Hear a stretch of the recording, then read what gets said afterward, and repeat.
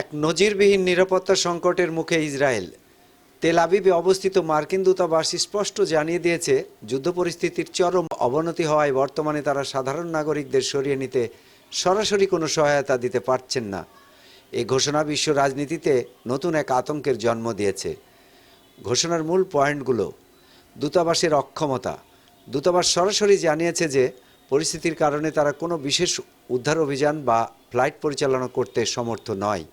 নিজ দায়িত্বে ফেরার পরামর্শ: নাগরিকদের বাণিজ্যিক ফ্লাইটের উপর নির্ভর করতে অথবা দ্রুততম সময়ে নিরাপদ স্থানে আশ্রয় নিতে বলা হয়েছে।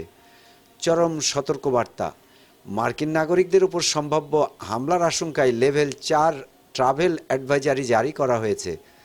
বিশ্বের সবথেকে শক্তিশালী দেশ যখন নিজ নাগরিকদের জন্য হাত গুটিয়ে নেয়, তখন পরিস্থিতির ভয়াবহতা কতটা গভীর তা সহজেই অনুমেয়।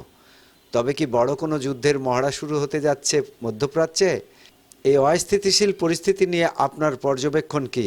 তবে কি মধ্যপ্রাচ্যের মানচিত্র বদলে যেতে বসেছে? কমেন্টে আপনার মতামত জানান এবং এই ব্রেকিং আপডেটটি সবার সাথে শেয়ার করুন। সাইদুর রহমান, আন্তর্জাতিক ডেস্ক, নবরূপ টিভি।